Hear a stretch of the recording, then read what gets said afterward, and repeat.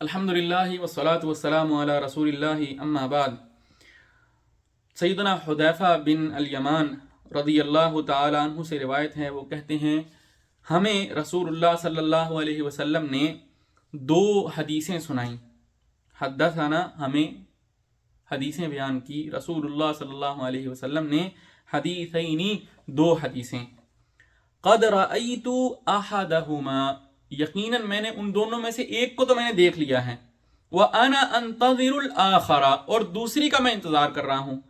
حدثنا، آپ نے ہمیں یہ حدیث سنائی، ہمیں یہ بات بتائی، ان الامانۃ، کہ بے شک جو امانت داری ہے، امانت دار ہونا ہے، نزلت، امانت داری نزلت، یہ نازل ہوئی، فی جذر قلوب الرجال،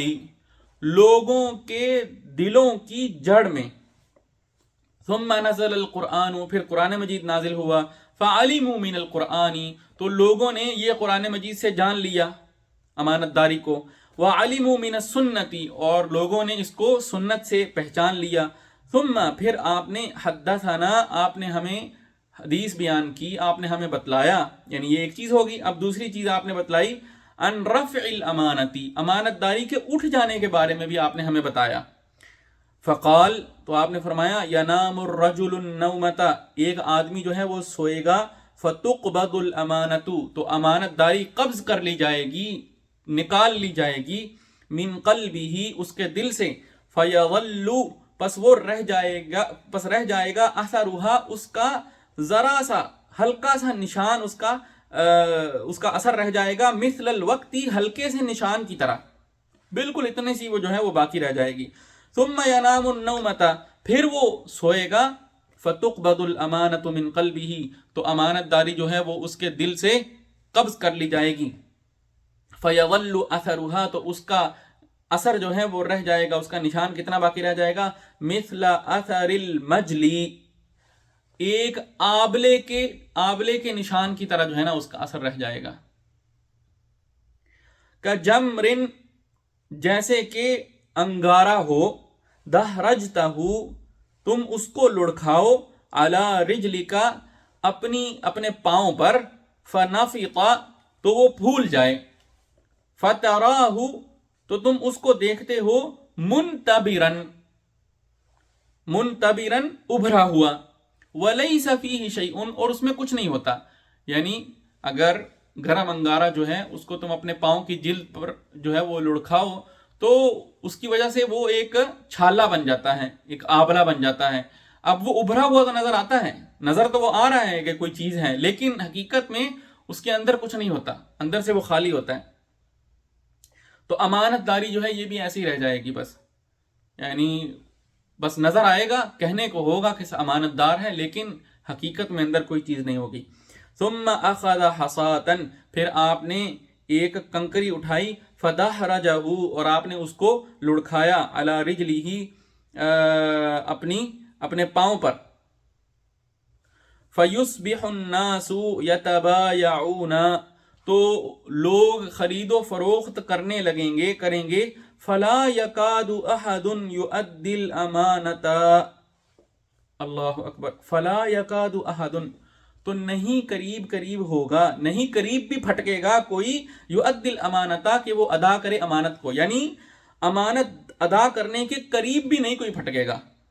حتی، یہاں تک کہ معاملہ یہاں تک پہنچ جائے گا، یقال، کہ کہا جائے گا، ان فی بنی فلان، کہ فلاں جو شخص ہے نا اس کی اولاد میں، رجلا امینا، ایک امانت دار آدمی ہے وہاں پہ، حتی یقال للرجل، یہاں تک کہ کسی ایک آدمی کے بارے میں کہا جائے گا، ما اجلدہ، کیا کس قدر مضبوط یہ آدمی ہے، ما اظرفہ، کتنا یہ ہوشیار آدمی ہے، ما اعقلہ، کس قدر عقل مند آدمی ہے یہ، یعنی اس طرح سے ایک شخص کی جو ہے وہ لوگ تعریفیں کریں گے کہ کتنا سمارٹ ہے یار، یہ کتنا تیز آدمی ہے، کتنا شاطر آدمی ہے۔ اور آپ نے فرمایا، وَمَا فِي قَلْبِهِ مِثْقَالُ حَبَّةٍ مِّنْ خَرْدَلٍ مِّنْ ایمان، اور اس کے دل میں ایمان ایک رائی کے دانے کے برابر بھی موجود نہیں ہوگا۔ وَلَقَدْ أَتَى عَلَيَّ زَمَانٌ، حذیفہ بن یمان رضی اللہ تعالیٰ عنہ فرماتے ہیں وَلَقَدْ، اور یقیناً، أَتَى عَلَيَّ زَمَانٌ، میرے اوپر ایک ایسا وقت بھی آیا، وَمَا أُبَالِي، اور میں پرواہ نہیں کرتا تھا، أَيُّكُمْ بَايَعْتُ، کہ تم میں سے کس کے ساتھ میں خرید و فروخت کر رہا ہوں، لَإِن كَانَ مُسْلِمًا، البتہ اگر وہ مسلمان ہوتا، یعنی وہ بات کر رہے ہیں کہ جہاں ایک مسلم ملک میں جہاں وہ رہتے ہیں، وہ کہتے ہیں کہ اگر تو وہ مسلمان ہوتا لا يردنه علی دینہ، تو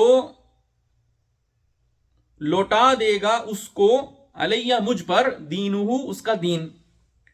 مطلب یعنی اس کا دین جو ہے وہ اسے مجبور کرے گا کہ وہ میری چیز مجھ کو لوٹائے، یعنی میری ملکیت ہے، یعنی وہ امانت داری کو قائم رکھے، امانت داری کو قائم رکھنے پر اس کا دین ہی جو ہے نا مسلمان کا، وہ اس کو مجبور کرے گا۔ وَإِن كَانَ نَصْرَانِيًّا أَوْ يَهُودِيًّا، لیکن اگر کوئی مسلمان نہیں ہے، وہ عیسائی ہے یا یہودی ہے، تو پھر بھی لَيَرُدَّنَّهُ عَلَيَّ سَاعِيهِ، تو لوٹا دے گا اس کو، یعنی اس میری چیز کو، علیہ مجھ پر، ساعیہ اس کا نگران، تو اس کا جو نگران ہے، جو یعنی جس مسلمان کے انڈر وہ کام کر رہا ہے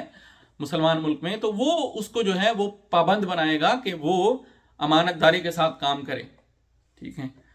وَأَمَّا الْيَوْمِ، اور وہ کہہ رہے ہیں البتہ آج یہ حالت ہو گئی ہے، فَمَا كُنْتُ أُبَايِعُ مِنْكُمْ، میں نہیں خرید و فروخت کرتا تم میں سے، إِلَّا فُلَانًا وَفُلَانًا،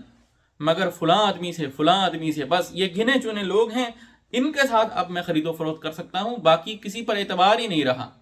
یہ حالت ہو گئی ہے امانت داری کی۔ اللہ اکبر، یہ آج سے 1450 سال پہلے کی بات بتا رہے ہیں وہ، اللہ اکبر، اور آج کا زمانہ اگر وہ دیکھ لیں تو پتہ نہیں کیا کہیں۔ متفق علیہ، یہ متفق علیہ روایت ہیں۔ قولہ،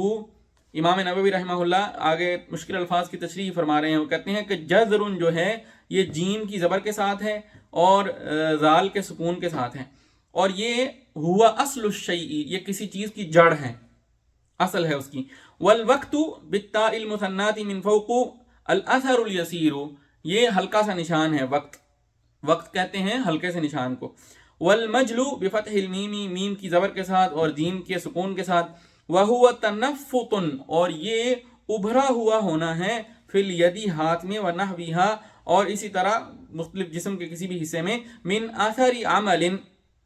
کسی کام کے نشان کی وجہ سے، وغیرہ، اور وغیرہ، یعنی کام وغیرہ کے کسی نشان کی وجہ سے اگر کوئی جلد جو ہے وہ ابھر جاتی ہے تو اس کو کہتے ہیں تنفط، ابھرنا، اور اسی کو مجل کہا گیا۔